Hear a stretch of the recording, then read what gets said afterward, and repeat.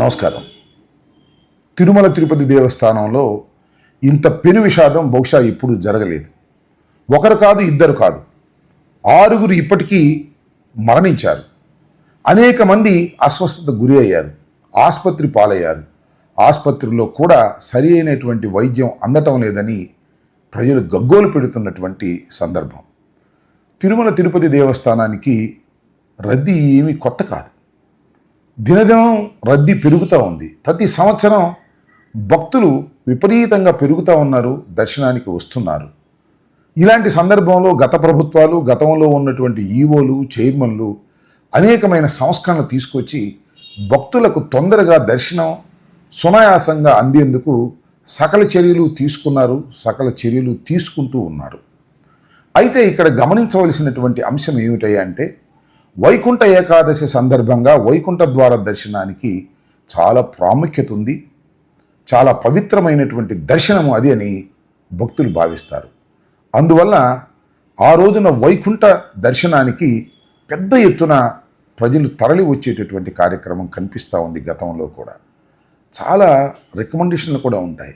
వైకుంఠ ఏకాదశి సందర్భంగా వైకుంఠ ద్వార దర్శనానికి మమ్మల్ని తీసుకువెళ్ళండి అని మేము మంత్రులుగాను శాసనసభ్యులుగాను ఉన్నప్పుడు మా మీద చాలా ఒత్తిడి ఉండేది.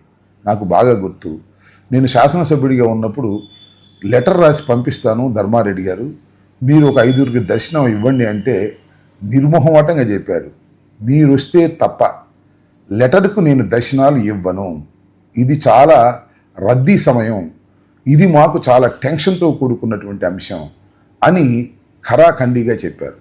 మంత్రిగా ఉన్నప్పుడు కూడా నేను స్వయంగా వస్తే తప్ప దర్శనానికి ఎలవ్ చేయను అని ఆ రోజు ధర్మారెడ్డి గారు చెప్పినటువంటి మాట నాకు ఈరోజు గుర్తొస్తుంది. నిజంగా వైకుంఠ ఏకాదశి సందర్భంగా జరిగేటటువంటి దర్శనాల సందర్భంగా ఈవోకి కానీ జేఈఓకి కానీ అక్కడ ఉన్నటువంటి స్టాఫ్కి కానీ చాలా ఒత్తిడి ఉంటుంది, చాలా ఇబ్బంది పాలయ్యేటటువంటి పరిస్థితి ఉన్నప్పటికీ కూడా చాలా స్ట్రిక్ట్గా వ్యవహరిస్తే తప్ప దాని నుంచి వారు బయటకు రాలేరు. ఇది వాస్తవంగా ఉన్నటువంటి పరిస్థితి. మరి ఈరోజు ఎప్పుడూ జరగని సంఘటన, ఎప్పుడూ ఒత్తిడి లేనటువంటి పరిస్థితులు, ఎప్పుడూ తొక్కిసలాట జరగని పరిస్థితులు, మరి వాళ్ళు ఎందుకు జరిగాయి? దీనికి బాధ్యులెవరు? 6 నిండు ప్రాణాలు గాలిలో కలిసిపోయాయి. వైకుంఠ ఏకాదశి సందర్భంగా దర్శనం చేసుకోవాలని వచ్చినటువంటి భక్తులు సరాసరి వైకుంఠానికే వెళ్ళిపోయినటువంటి దుర్ఘటన నిజంగా చాలా బాధిస్తుంది. అది కూడా పవిత్రమైన స్థలంలో. తిరుమల తిరుపతి దేవస్థానం అనేది మన ఆంధ్రప్రదేశ్లో ఉండటం అనేది మనకు చాలా గర్వకారణం, మన అదృష్టంగా మనం భావిస్తూ ఉన్నాం. దాన్ని చాలా పవిత్రమైనటువంటి ప్రాంతంగా, పవిత్రమైనటువంటి స్థలంగా మనం అందరం భావిస్తాం. దాన్ని అలాగే చూసుకుంటూ వచ్చారు గత ప్రభుత్వాలు కూడా. మరి ఈరోజు ఎందుకు ఈ రకమైనటువంటి దుర్ఘటన జరిగింది అంటే దీనికి బాధ్యులు ఎవరు? దీనికి ప్రభుత్వం వైఫల్యం కాదా? దీనికి టీటీడీ బోర్డు బాధ్యత వహించవలసినటువంటి అవసరం లేదా అనేది ఇక్కడ ప్రశ్న. నేను ఒక విషయాన్ని ఇక్కడ గుర్తు చేస్తాను. ఇవాళ టీటీడీ బోర్డు భక్తులకు మంచి సౌకర్యాలు కల్పించాలి, తిరుమల తిరుపతి దేవస్థాన పవిత్రతను కాపాడాలి అనేటువంటి ధ్యేయంతో ఉందా అనే ప్రశ్నకు నేను చెప్తున్నాను, అలా లేదు. ఇవాళ ఎలా ఉంది అని మీరు అడగొచ్చు. ఎలా ఉందంటే, కక్ష సాధించటానికి తిరుపతిని కేంద్రంగా చేసుకోవాలి అనేటువంటి ఉద్దేశంతో ఇవాళ ఈ ప్రభుత్వం నడుస్తున్నది. పాలన మీద దృష్టి పెట్టలేదు. ఒక విషయాన్ని చెప్తానండి, బిఆర్ నాయుడు గారిని చైర్మన్గా వేశారు. ఏ క్వాలిఫికేషన్ మీద వేశారు? ఎస్, ఆయనకున్న క్వాలిఫికేషన్ ఒక్కటే.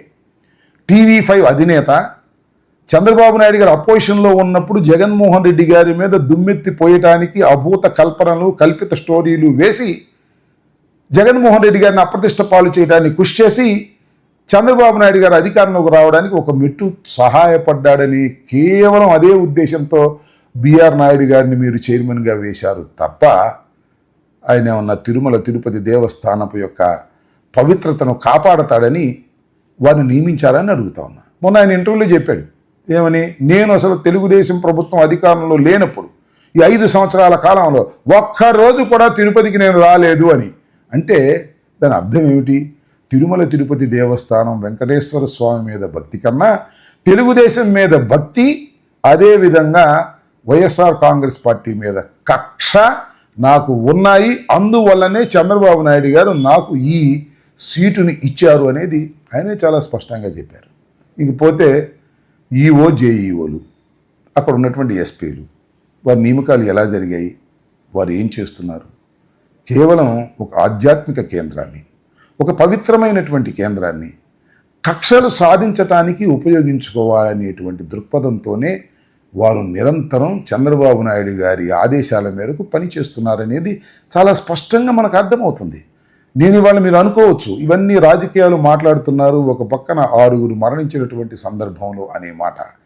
నేను చెప్పదలుచుకున్నది ఏమిటంటే తిరుమల తిరుపతి దేవస్థానపు యొక్క పవిత్రతను నారా చంద్రబాబు నాయుడు గారు తీసి పక్కన పెట్టి అది ఒక కక్షపూరితమైనటువంటి కేంద్రంగా, అది జగన్మోహన్ రెడ్డి గారి మీద, సుబ్బారెడ్డి గారి మీద, ధర్మారెడ్డి గారి మీద కక్ష సాధించటానికి అక్కడ ఏమి దొరుకుతుందో చూసి కేసులు పెట్టి వారిని లోపలి వేయాలనేటువంటి ఏకైక దృక్పథంతోనే చంద్రబాబు నాయుడు గారు పరిపాలన చేస్తున్నారు. దానికి జేఈఓ గారు, అదేవిధంగా అక్కడ ఉన్నటువంటి ఈఓ గారు, అక్కడ ఉన్నటువంటి చైర్మన్ గారు, కాస్త ముందుకు వెళితే అక్కడ ఉన్న సుబ్బారాయుడు అనే ఒక ఎస్పీ గారు పనిచేస్తున్నారు.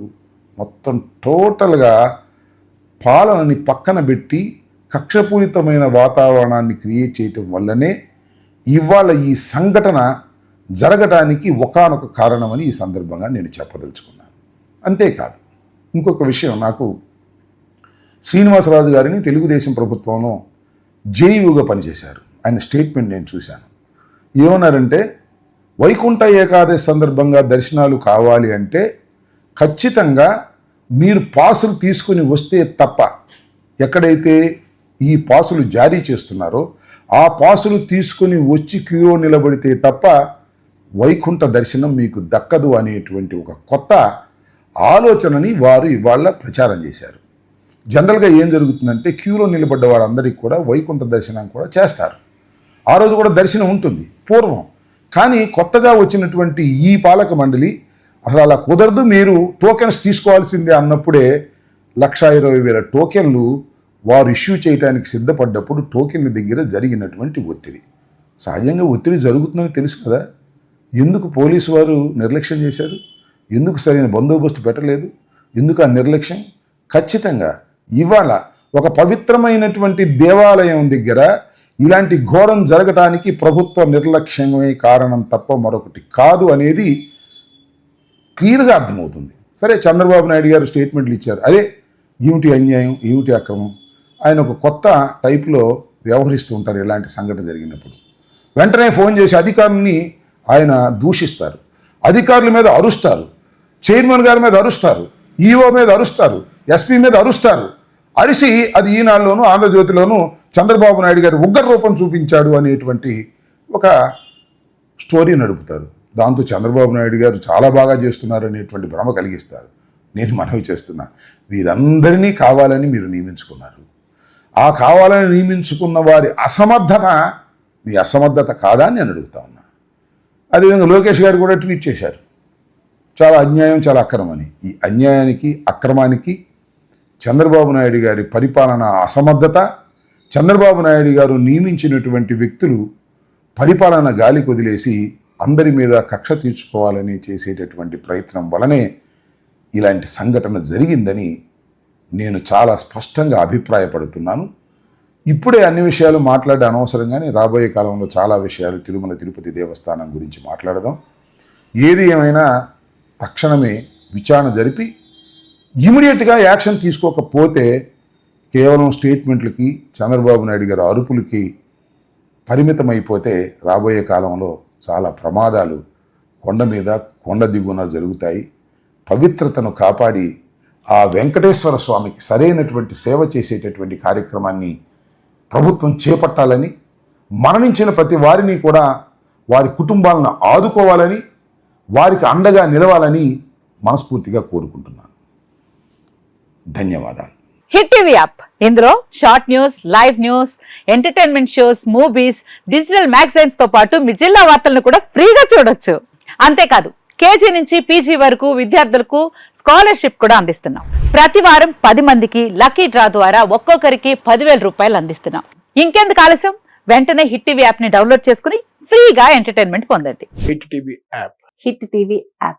Please download Hit TV app. Hit TV యాప్ని ఫ్రీగా డౌన్లోడ్ చేసుకొని ఎంజాయ్ చేయండి. మీకు నచ్చిన ఎంటర్టైన్మెంట్ కోసం హిట్ టీవీ యాప్ ని ఫ్రీగా డౌన్లోడ్ చేసుకుని ఎంజాయ్ చేయండి. హిట్ టీవీ యాప్ని డౌన్లోడ్ చేసుకుని ఆస్వాదించండి, ఆశీర్వదించండి. ఇంతమంది సెలబ్రిటీలు హిట్ టీవీ యాప్ ని డౌన్లోడ్ చేసుకోండి అని చెప్తున్నారంటే ఎంత మంచి యాప్ ఆలోచించండి. అమెరికా అమెరికా అమెరికా అమెరికాలో చదవాలనుకునే వాళ్ళకి విశ్వసనీయమైన పేరు మన శౌర్య consultancy. UK Law 1 Year Masters. UK Law 1 Year Masters. 2 years work permit up to 5 years visa. Contact Saurya Consultancy. Contact 89851 89851.